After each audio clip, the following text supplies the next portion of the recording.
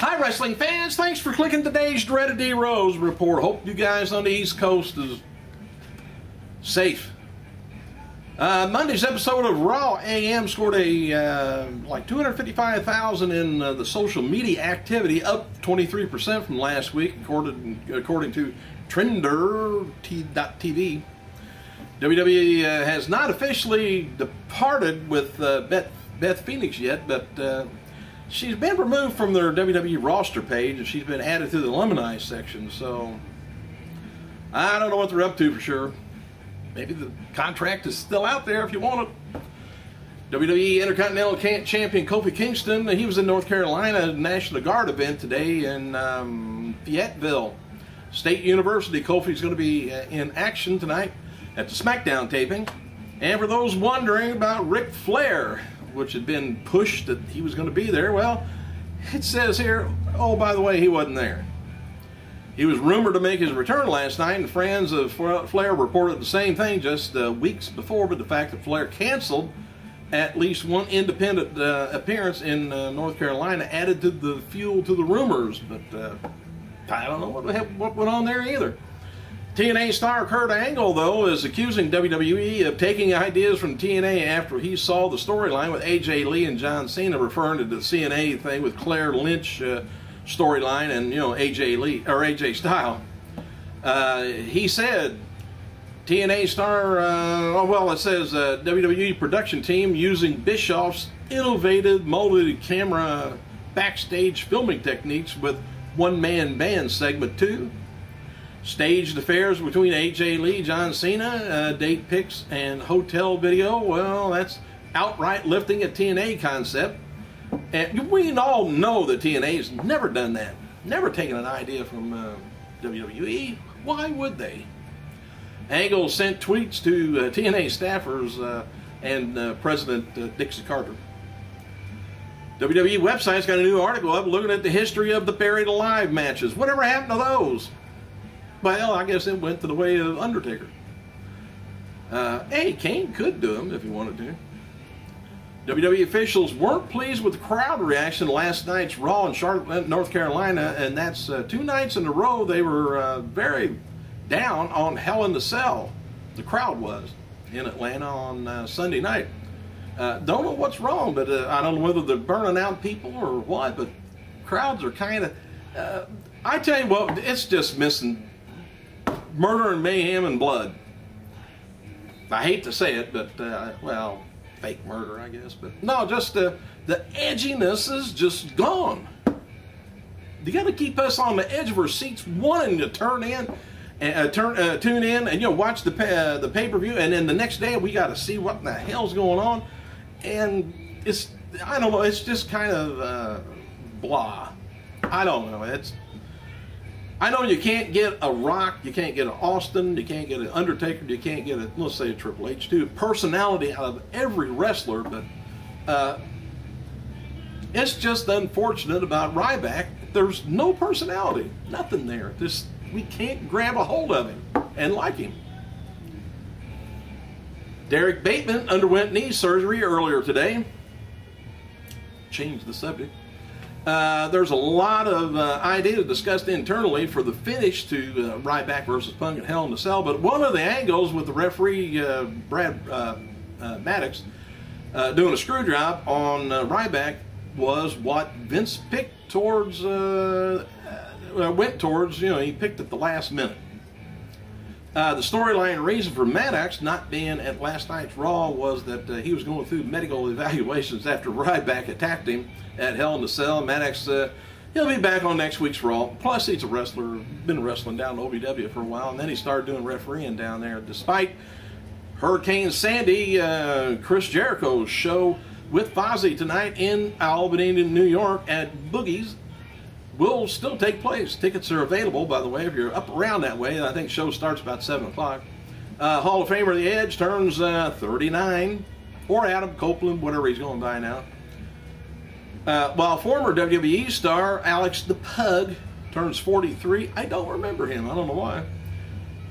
Anyway, regarding Edge, though, he's going to be going in for neck surgery next week. Joey Styles tweeted the following about Beth Phoenix leaving. She says, "Thank you." He says, "Thank you for Beth Phoenix. My opinion, the most all-around talented woman wrestler in Diva history." I agree. And WWE diva Tamina Snuka, she'd been out with an injury, but continues to hype her return as she recovers. She tweeted, "All done with cardio workout. Getting stronger mentally, physically, chaotic, exotic is another step closer to coming back." Hey, we noted before that WWE legend, told you about Jake the Snake moving in with Diamond Dallas Page on Monday. Well, it's none too soon. The plan for DDP is to use the yoga program to help Roberts get back in shape for one more run in the ring. Roberts was booked at an independent show in La Marquis, Texas, wherever that is, on Saturday night for Coastal Wrestling Federation, where he was set to face a wrestler named Johnny Blade. I don't know where he got that name from. I could assume. But anyway, according to fans in attendance, Roberts been drinking and got upset when he felt that his opponent was getting too much attention, more than Roberts himself. Roberts reportedly confronted Blade during the mid-show promo in the ring. And story goes that Roberts ordered a confused referee, to the ring, hit Blade in the head, then fell on top of him for a quick sloppy pin, I guess. Roberts reportedly then walked straight from the ring to his car and left. There were about 300 fans in attendance, and the promoter issued an apology for Roberts' action. That's awful when you have to apologize for a wrestler that you paid. They walked out with the money too. Oh, WWE 13 video game is now in stores. Open up your wallet and get going. THQ had the game set up backstage at Monday's Raw, and it was got rave reviews from several people so far. And WWE website's got a new poll up asking if referee Brad Maddox should be punished for his actions in Hell in a Cell. Yes, currently reigns in at like 87%. And guess how many percent-wise was no? Do your math, I don't know. Anyway, noted before, old Brock Lesnar, believe it or not, he was discussed as possible option for interfering in Ryback's match with Punk at Hell in a Cell. The Lesnar idea was reportedly dropped because of his recent feud that's going on with Triple H. So we could just say it's going to be still Triple H versus Brock Lesnar rematch, still going to happen. And believe it or not, and none too soon for this time of year, the Boogeyman Superstar Spotlight on WWE website today. All right, on this day, by the way, in history, for you history buffs of wrestling, lost a hell of a legend, NWA World Champion Edward Carpentier at the age of 84. That was in 2010.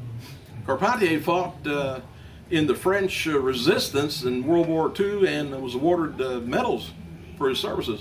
He moved to Montreal in '56, began working with Stampede Wrestling, and in '57 won the NWA World Title.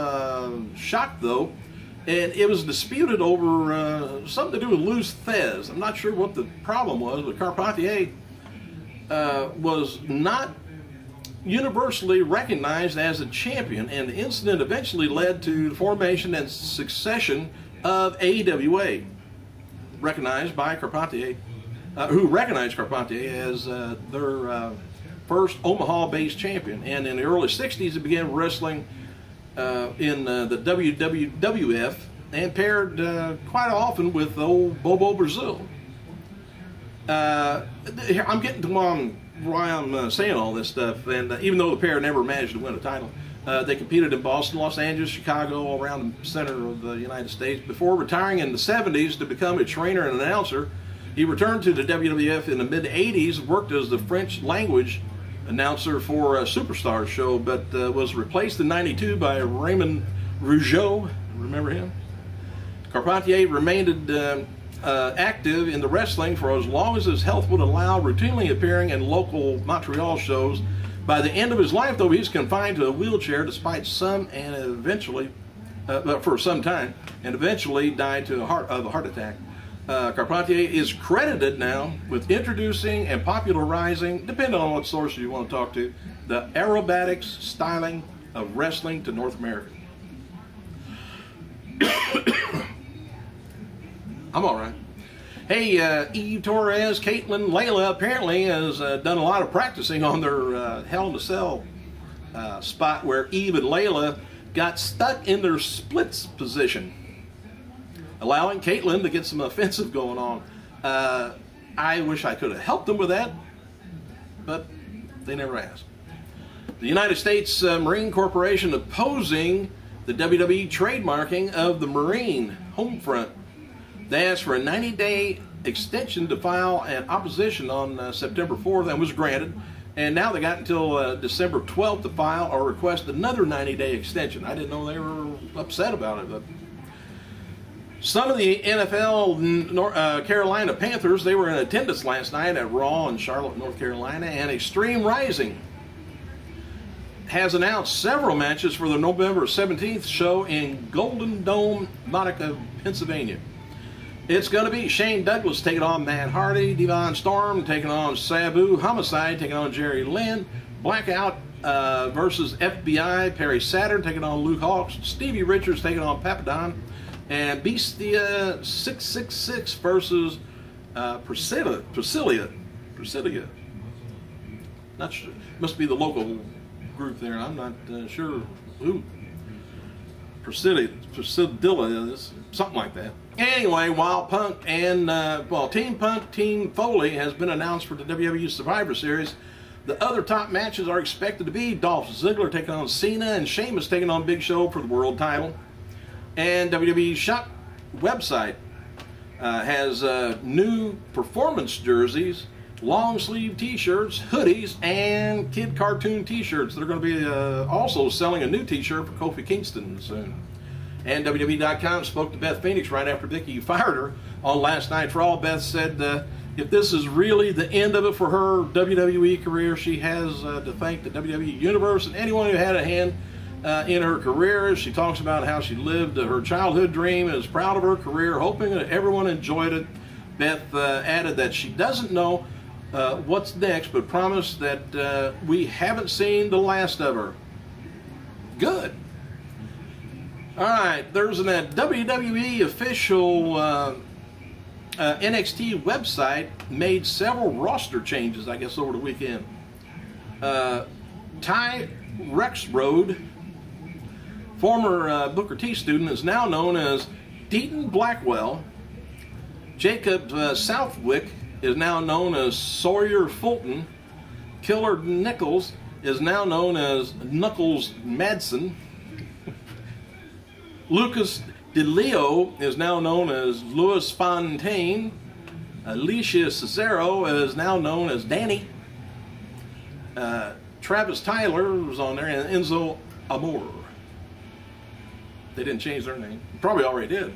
After last night's Raw in South Carolina, WWE, now their crew is heading over to Europe for their annual tour. How's that?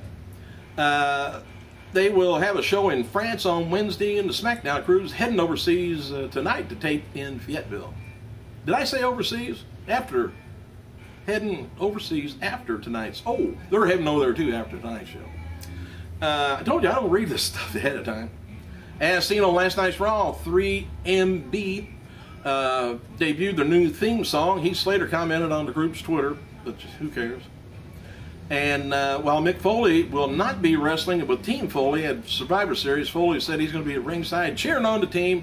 Team Punk will have Paul Heyman and Ricardo Rodriguez there, which I would not want them there myself. The episode of Shawn Michaels and McMillan River Adventures with Steve Austin, special guest, is going to be airing tonight on the Outdoor Channel, if you get that. And I'm just about out of time. The Rock tweeted the following about casting call for his reality TV show. He says, blown away by all amazing people, all walks of life who participated in an open casting call. The Hero is what the name of the show is going to be. I got some more, but I'll have to save it for tomorrow. Thanks for clicking, you guys. I got to go.